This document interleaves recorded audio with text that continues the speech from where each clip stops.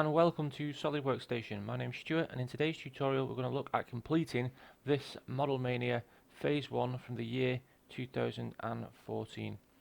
Now there is going to be another tutorial after this one, which is going to be the Phase 2 section. The way that Model Mania works is it's a competition each year run by Solidworks where you're issued a drawing to complete as quickly and as accurately as possible in Phase 1. Once you finish Phase 1, you're then issued another drawing in Phase 2 where you'll have to make modifications and changes to the first drawing.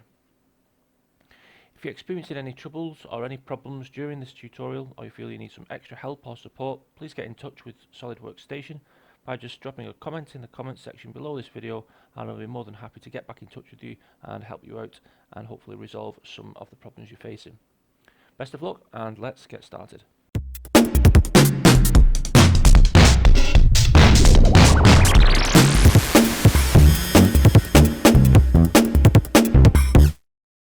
So we've got the engineering drawing here for Phase 1. It looks a relatively simple part. There's a few things that we need to be mindful of though. The first thing is this shell that we've got underneath the part. However, we've also got it on top. We've got this little pocket that appears here on the top of the part. We've got a circular array pattern that's happening. 3 of these circles equally spaced at 120. We have also got a few fillets to complete as well on this. Okay, let's pop into SolidWorks and see if we can get this solved. We're not going to forget our material either of plain carbon steel, working in millimeters of course. Let's have a little go. So I'm going to minimize this. I'm going to go into File, New and Part. I'm going to draw this from a top plane and normal to. Okay, so looking at this engineering drawing from the front view here, I've got a couple of circles that I can draw in to start off with. So I've got this one here which is diameter 48, and I've got this large one which is 100, so I'm going to put those in to start off with. So sketch, circle, 2 circles. This one's going to be for construction. Put this one in at 100 and this one in at 48. Okay, from here we're going to draw 1 circle. So this one has got a diameter of 26. Okay, we've got 3 times R18 arcs. That can be translated to a diameter of 36. So let's pop those in. So circle,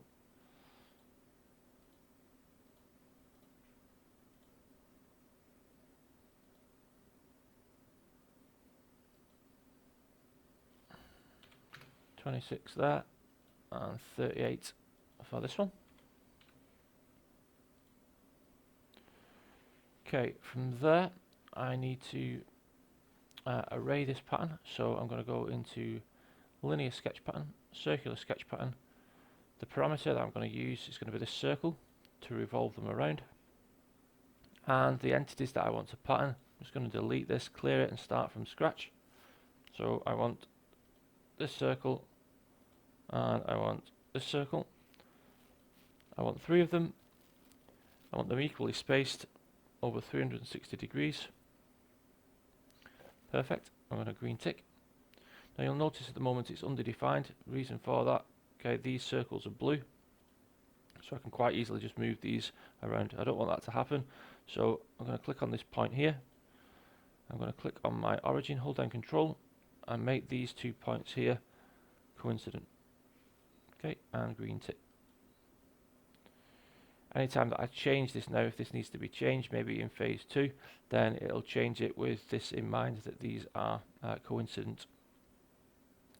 These hold a coincident relationship.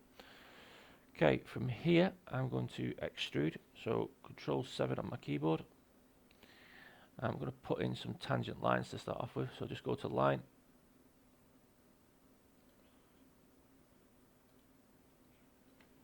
just place these tangent lines in.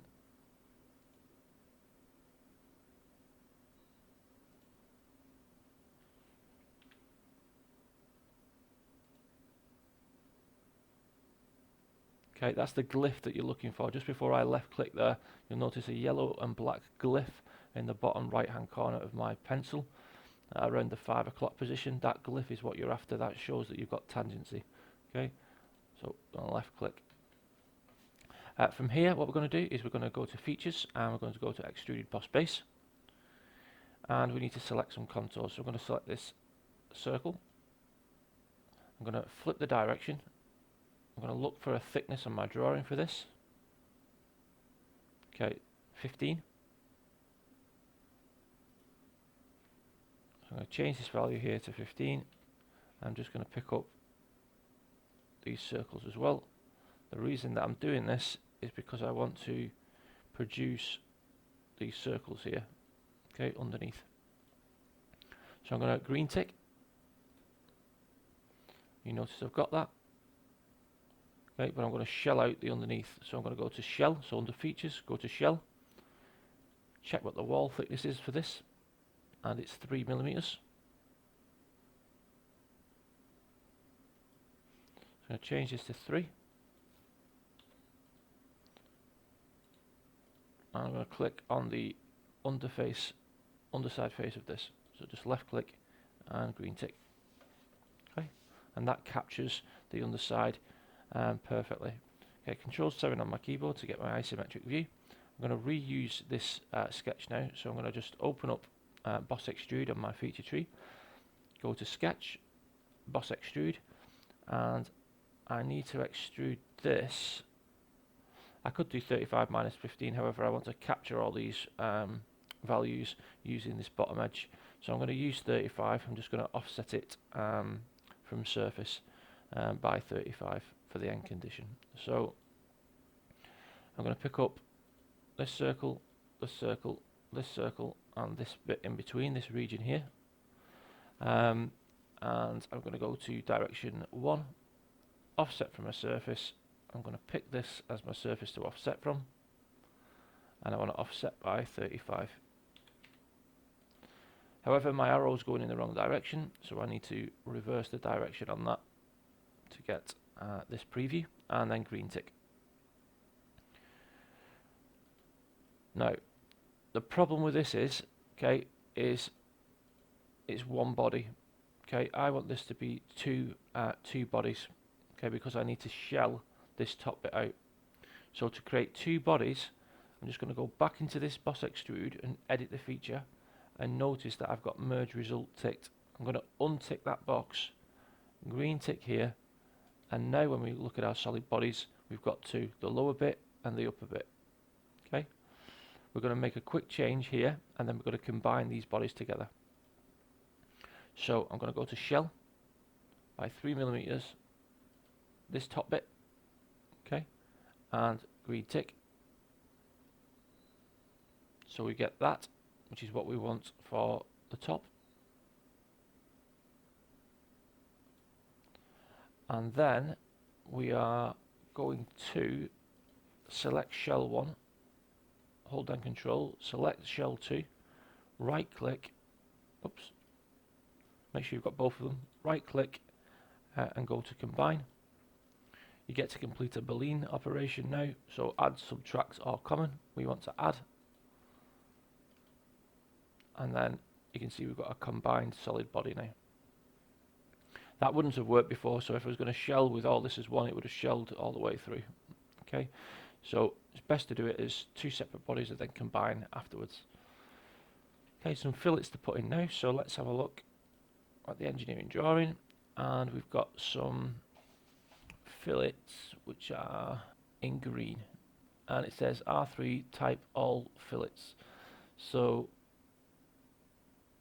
okay, we need to fillet this section inside here, all this pocket needs doing, this outer section here, and all the way around here. And then we've got some fillets underneath as well.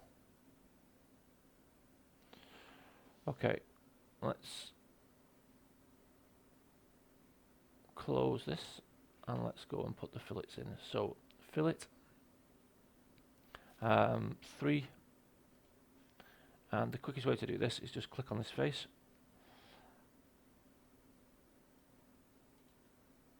Okay, it doesn't like me clicking on that, so the best way to do this one is to click on an edge, just pick that edge up there, and then use this prediction, which is connected to start loop 5 edges.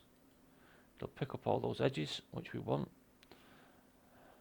Okay, I am going to confirm that because I know what's coming in phase 2, and this will make things a little bit easier. So I'm going to choose fillet again, and I'm going to fillet these ones at 3mm.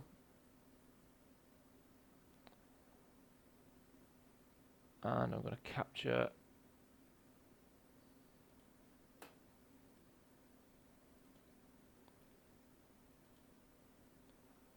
these and this bit as well, this lip, okay, underneath where we've shelled out, which I think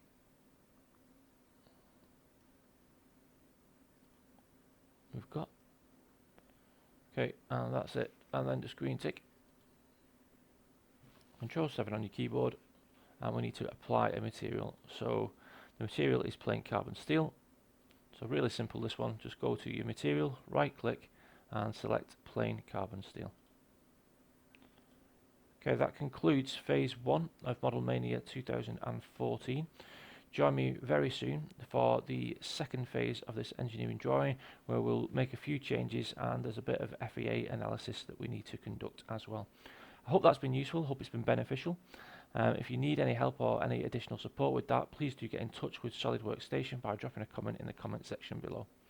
Thank you very much for those that have subscribed already. If you haven't, please like and subscribe to Solidworks Station, and if you're new to the channel, you can always give me a thumbs up if you're enjoying the content that's being produced. Thank you very much for your support, everyone, and see you soon. Goodbye.